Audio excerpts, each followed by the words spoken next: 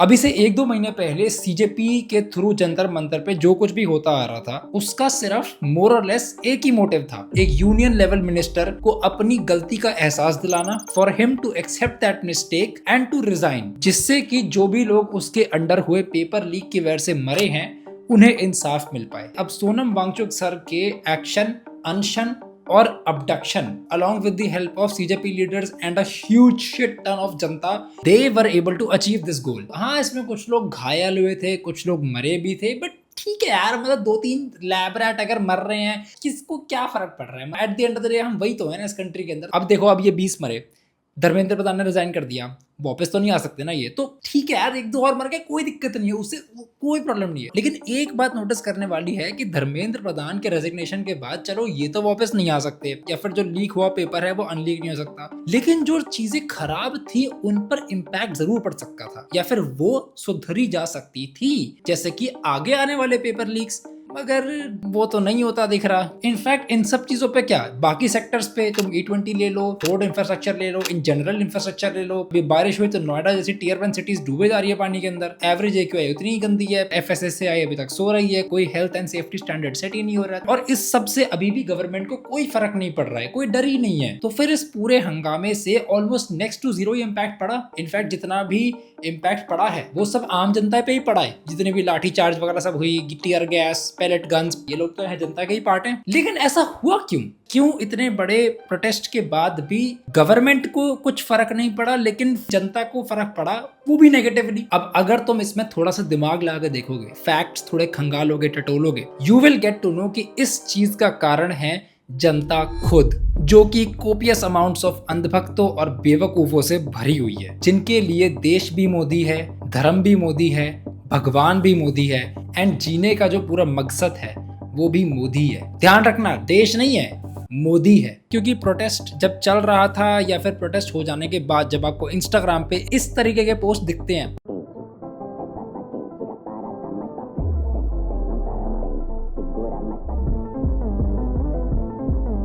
तो तुमको साफ साफ पता चलता है कि किस लेवल तक लोग हिजड़ा चुके हैं। सिर्फ इस एक प्रोटेस्ट के एग्जाम्पल्स लेके ही मैं तुमको ये बात क्लियर कर दूंगा कि ये देश आगे नहीं बढ़ने वाला। वैसे तो मैं ऑलरेडी ये बात इस वीडियो में 2 साल पहले कह चुका हूँ। मैं तो इस कंट्री और इस कंट्रीज की पार्टीज पे, इस कंट्रीज के फंक्शन पे गिव अप कर चुका हूँ already.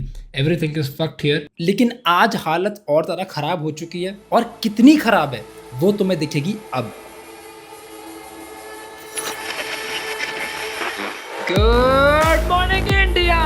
Yesterday's reported rape victims floated around to be about a steady 80. 1/3 were minors. Thanks to all the child marriages, somebody abused the PM, so I guess you're all screwed. Cause the BJP IT cell won't let that go. Got another protest in Ranchi, Jharkhand. The police is back at it again, poking holes of female protesters. While over in Northeast, the officials are compensating flood victims with absolutely nothing. And in Bihar, well, Bihar is still Bihar. This has been your man, Fumi. Join me for another day in our Vishwa Guru.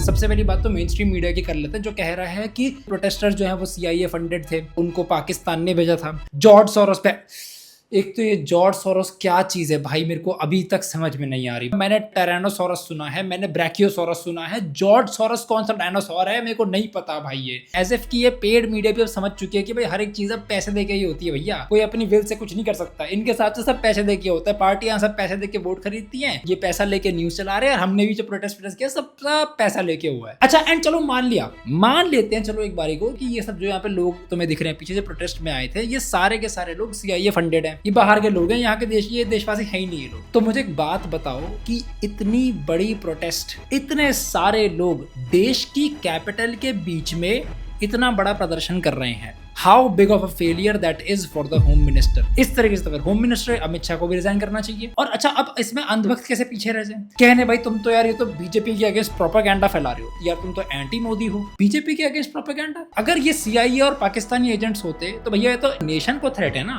ये तो national threat है। मोदी कहां से आया यार? देश की रक्षा करनी है कि मोदी की रक्षा करनी है, या फिर ये लोग यही प्रूव करना चाह रहे हैं कि ये सच में मोदी को ही देश मानते हैं? एक इलेक्टेड पॉलिटिकल पार्टी को जो पावर में है उसके फेस को आप देश समझ बैठ रहे हो। ये आदमी पागल हुए जा रहा है लोगों को बोल बोल के कि मेरी फोटो अपने घर के अंदर डालो, और यहाँ पर पगलाए लोग इस आदमी की फोटो खुद से लगा के पूरा देश मान चुके हैं उसको कि यही आदमी देश है भाई। अब एक स्टेप और आगे चलो तो फिर हर जगह मोदी मोदी कर रहे हैं, लेकिन only when if it is a positive statement. Negative statement में भाई फिर नहीं यार, तो नहीं। हमारे प्राइम मिनिस्टर भाई सिर्फ कॉम्प्लीमेंट एक्सेप्ट कर सकते हैं, क्रिटिसिज्म एक्सेप्ट नहीं कर सकते। मगर किसी ने अगर उनके घटिया कामों के लिए उनको गाली वाली दे दी तो फिर ये स्वर्गीय माता जी को गाली मत दो प्लीज। इससे ज्यादा मैन चाइल्ड वाली हरकत मैंने जिंदगी में अपनी नहीं देखी, और ये 70-80 साल का शायद से। इतनी ही आपको प्रॉब्लम है किसी के माँ बहन पे गाली देने से, तो मुझे एक बात बताओ, जो क्रिकेटर आपकी कंट्री के लिए सबसे बढ़िया क्रिकेट खेलता है एटलीस्ट अभी के टाइम पे, उसकी बीवी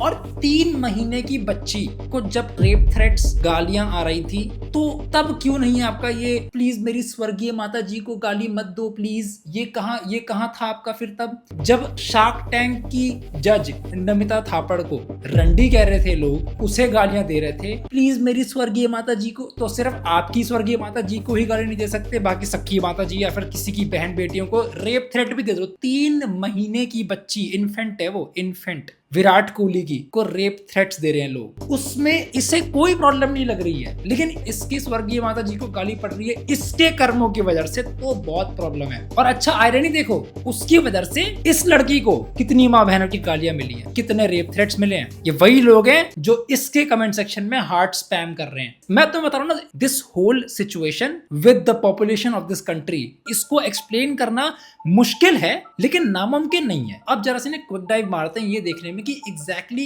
एक अंधभक्त होता क्या है, कौन है ये लोग, कहां से आते हैं ये लोग वाला क्योंकि ये लोग कोई लोग तो होते हैं, ठीक है, और इस देश के ही लोग हैं ये। और मैं अब सिर्फ मोदी के अंधभक्त की बात नहीं कर रहा, अंधभक्त तो बहुत चीजों के हो सकते हैं, किसी रिलीजन के हो सकते हैं, किसी कास्ट के हो सकते हैं, किसी सुपरस्टार के हो सकते हैं, किसी क्रिकेटर के हो सकते हैं। तो जस्ट लाइक कि कोई आदमी हिंदू मुसलमान के थप्पे के साथ पैदा नहीं होता, वैसे ही कोई आदमी अंधभक्त भी पैदा नहीं हो सकता, वो अपनी चॉइस से अंधभक्त बनता है। और जहां तक मुझे समझ में आता है, किसी का भी अंधभक्त बनने में कुछ स्पेसिफिक फैक्टर्स के कॉम्बिनेशन से हो सकता है। सबसे पहला जो मेरे को लगता है that is the lack of awareness and exploration, और इस चीज को समझाने का सबसे अच्छा एग्जांपल है स्वदेश फिल्म का ये वाला सीन। संस्कार और परंपरा, और जब तक ये हमारे पास हैं, हमारा देश दुनिया का सबसे महान देश है। एक आदमी है जिसने बाहर के देशों का रहन सहन ना देखा हो, ठीक है, वो सिर्फ अपने ही देश में रहा हो, अपने गांव के अंदर, उसने कोई भी बाहर का देश ना देखा है और ना उसको फर्स्ट हैंड एक्सपीरियंस किया है, तो उसे तो यही लगेगा ना कि यही सबकी लाइफ है। मे बी सिटी में हल्की फुल्की ऊपर नीचे होगी, मोस्ट ऑफ द कंट्री में, रूरल एरियाज में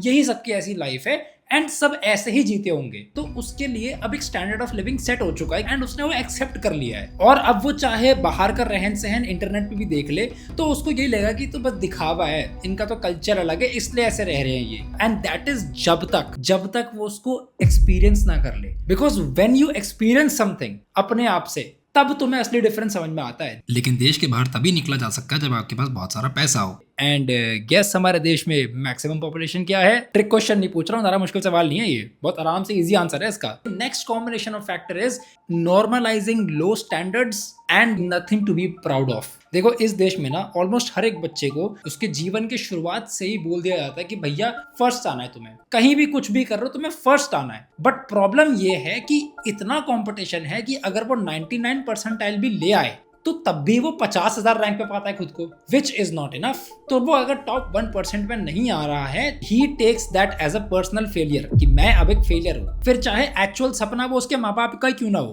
फेलियर वो अब अपनी जिंदगी में बन चुका है अपने लिए, और उसके पेरेंट्स भी उसको कहीं ना कहीं वैसे ही ट्रीट करना शुरू कर देते हैं। अब ऐसे लोगों के पास कुछ नहीं होता to be proud of, specially of themselves. तो इससे क्या होता है कि वो लोग जो हैं वो अब दूसरी चीजों या दूसरे लोगों से प्राउड होना शुरू कर देते हैं, जैसे कि caste, religion, superstars, celebrities, cricketers, politicians, फिर चाहे वो इंटरनेट पे डिस्कशन हो या रियल लाइफ में डिस्कशन हो, but they defend them like crazy, like their life depends on it, all while the person who they are defending don't even care about if they exist. ये उनके लिए basically अपने आप को defend करने जैसा है, because that is what they are proud of. जैसे कि अभी रिसेंटली एक इवेंट हुआ था जहां पर कुछ तो विराट कोहली के किसी दूसरे ऑस्ट्रेलियन प्लेयर से लड़ाई हो गई थी पिच पे, एंड देन ये सारे जितने भी सैड लोग थे जो उसको फॉलो करते हैं वो सब चले गए उस बंदे की प्रोफाइल पे, उससे गाली दी, उसकी बीवी को गाली दी। अगेन मोदी जी मेरी मम्मी को गाली मत दो, इसे भी तो तुम्हारे भारत के लोग ही गाली दे रहे हैं। The second thing is normalizing low standards. जैसे कि तुमने देखा कि अभी पेपर लीक हुआ,